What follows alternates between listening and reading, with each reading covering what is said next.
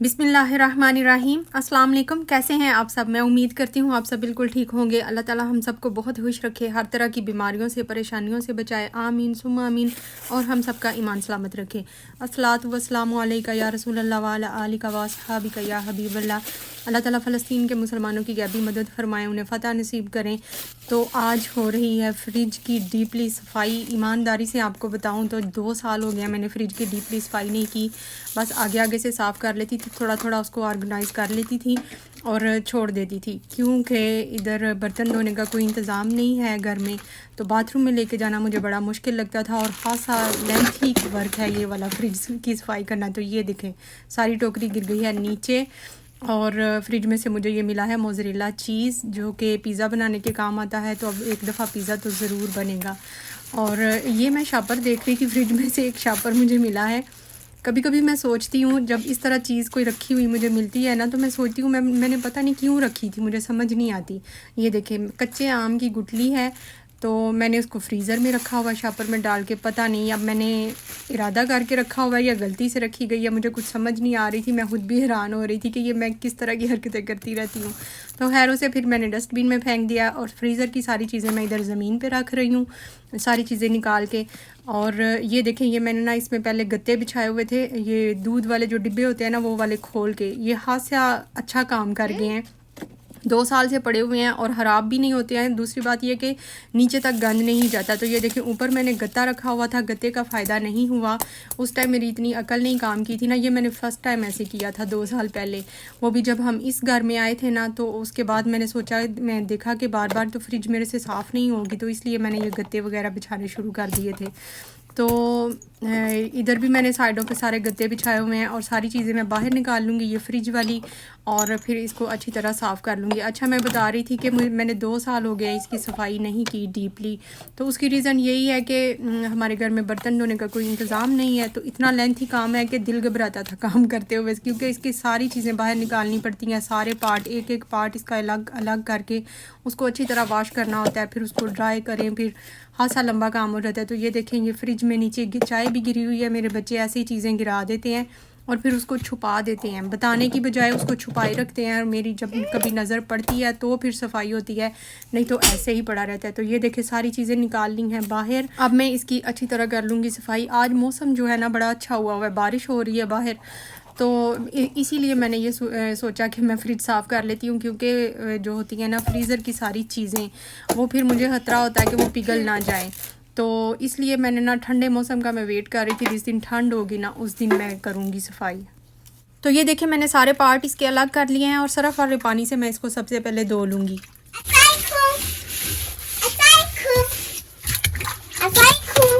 अभी नहीं मेरा बेटा।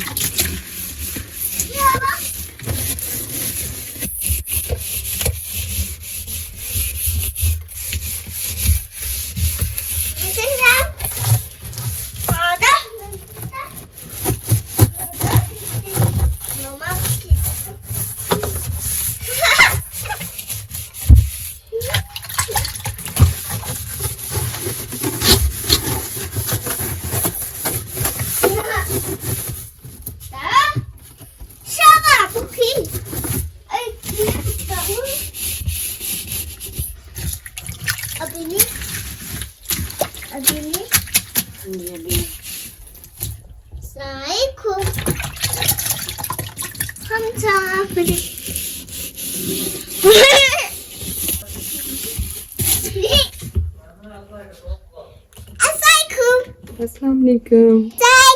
क्या हाल है? ठीक है। तूर भी ठीक है।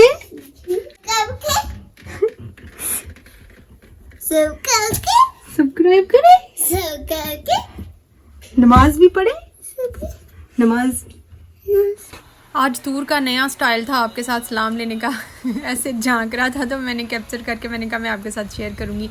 अच्छा ये देखें वेदर, धूप भी निकलती है और बारिश भी हो रही है और बड़ा अच्छा सुहाना मौसम हुआ है, सर्दी कोई नहीं लग रही।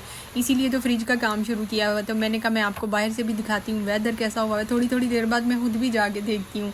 बारिश हो रही होती है ना, तो मेरा दिल करता है बारिश को इंजॉय करूँ, लेकिन घर के काम ही नहीं ख़त्म होते। और सर्दियों के ये वाले जो दिन है ना, मैं कहती हूँ सिर्फ नाश्ता करते हैं और खाना बनाते हैं रात का, बस दिन ख़त्म हो जाता है। इसके अलावा तो कोई और काम हो ही नहीं पाता। तो ये मैंने फ्रिज की सफाई का जो काम शुरू किया है ना, आप यकीन करें मैंने ना दोपहर के टाइम ये शुरू किया, नाश्ते के बाद बर्तन वगैरह धो के, और मेरी इशा की अजाने तक अजानें हो गई थी तब मेरा ये सारा काम ख़त्म हुआ था। तो शुक्र है मैंने खाना नहीं बनाना था, क्योंकि मैं इस तरह का काम शुरू उस टाइम करती हूँ जब मैंने खाना बना लिया होता है, क्योंकि मुझे पता होता है फिर खाना लेट हो जाएगा। तो चावल बनाए हुए थे, तो वो कल बनाए हुए थे, तो वो पड़े हुए थे, आज मैंने खाना नहीं बनाना था, इसलिए आराम से ये काम हो जाता है फिर ऐसे। तो ये देखिए अंदर से मैंने सफाई कर ली है, और ये मैंने इसके सारे जो पार्ट हैं ना वो धो के तो इधर रखे हुए हैं एक साइड पे। इनको भी मैंने सरफ़ से और गर्म पानी से धोया है, और फ्रिज को भी मैंने जिस पानी में मैंने सरफ़ डाला हुआ था ना वो गर्म पानी था, तो सारी ज़मीन भी अच्छी खासी गीली हो गई थी। वो भी फिर नीचे मैंने टॉवल रखा हुआ था, तो क्योंकि थोड़ी हेल्प हो जाए, टॉवल से पानी भर जाता था तो फिर मैं जाके बाथरूम में उसको ड्रेन कर आती थी।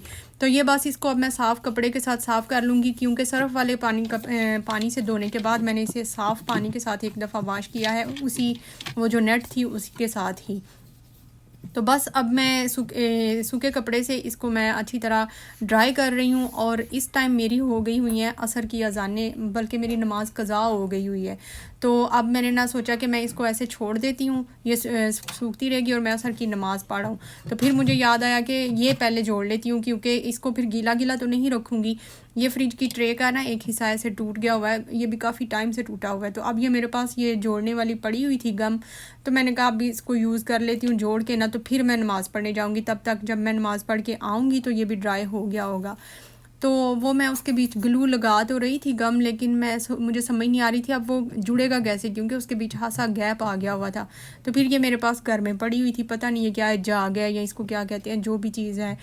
तो पहले मैंने सोचा मैं टिशू बीच में रख देती हूँ, फिर मुझे ये नज़र आई तो मैंने ना इसको काट के बीच में फंसा दिया है, और ऊपर इसके फिर वो डाल दी। तो ये तो ऐसे लग रहा था जैसे जल गई है, लेकिन खैर वो जो गैप था ना वो तो फिल हो गया।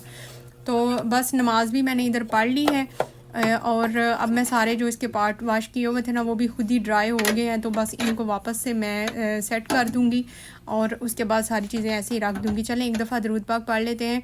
अल्लाहुम्मा सल्ली अला मुहम्मदिन व अला आलि मुहम्मद कमा सल्लैता अला इब्राहीम व अला आलि इब्राहीम इन्नका हमीदुम मजीद। अल्लाहुम्मा बारिक अला मुहम्मदिन व अला आलि मुहम्मद कमा बारकता अला इब्राहीम व अला आलि इब्राहीम इन्नका हमीदुम मजीद। तो ये देखें मैं गत्ते आपको दिखा रही थी, नीचे भी मैंने ऐसे ही रखने हैं इस दफ़ा।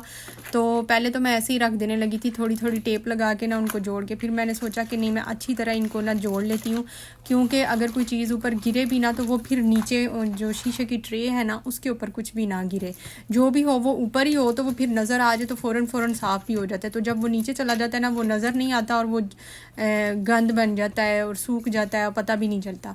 तो इसलिए ना मैंने टेप लगा के इसको साइज़ का काट लिया है, और टेप लगा के मैंने इसे जोड़ लिया। तो ये मैंने ऊपर फ्रीज़र का मैं सबसे पहले कर रही हूँ, क्योंकि चीज़ें जो है ना मेरी पिघलनी शुरू हो गई हुई हैं। जो मैंने चटनी बना के रखी हुई थी, जो मैंने मिर्चें जो है ग्राइंड करके रखी हुई हैं, वो सारी मैंने देखा है तो वो पिघल भी गई हुई हैं। तो मुझे इतना अफसोस हुआ है कि हालांकि मैं बड़ी स्पीड से काम कर रही थी। तो ये देखें मैंने नीचे भी ना सारा वो दूध वाले जो डिब्बे हैं वही वाले काट के इनके साइज़ से ना वो इधर भी साइडों पे भी मैं वही रख रही हूँ। अच्छा, फ्रीज़र की चीज़ों का बता रही थी, वो पिघल भी गई हैं, तो इसलिए मैंने सोचा मैं सबसे पहले फ्रिज चलाती हूँ और फ्रीज़र की सेटिंग करके बाकी नीचे वाली चीज़ें मैं बाद में रखूँगी, फ्रीज़र तो चले। तो इसलिए मैंने स्पीडें और पकड़ ली हैं। अब मेरी मगरिब की नमाज़ जो है ना इस टाइम इधर मगरिब की नमाज़ हो गई हुई है। तो चलें शुक्र है फ्रिज का तो कुछ काम तो कंप्लीट हुआ, और ये अच्छी बात है कि ठंड भी नहीं इतनी लग रही। तो बस ये सारी चीज़ें मैं इसमें सेट करके रख दूँगी। अच्छा, मेरी एक बड़ी अच्छी व्यूवर है मुस्तफ़ा कामरान, उन्होंने मुझे कहा है कि मैं केक की रेसिपी शेयर करूं, तो मैं इंशाल्लाह ज़रूर आपके साथ शेयर करूंगी। बल्कि आपसे ज़्यादा जल्दी तो माह को है, क्योंकि उसने खाना है तो वो भी मेरे पीछे पड़ी होती है। लेकिन गैस का सिलेंडर जो है ना वो जब नया आता है, इस तरह के काम मैं उस टाइम करती हूँ, क्योंकि अगर केक या पिज़्ज़ा बनाते हुए गैस ख़त्म हो जाए ना तो वो फिर बड़ी प्रॉब्लम हो जाती है, चीज़ हो जाती है ख़राब।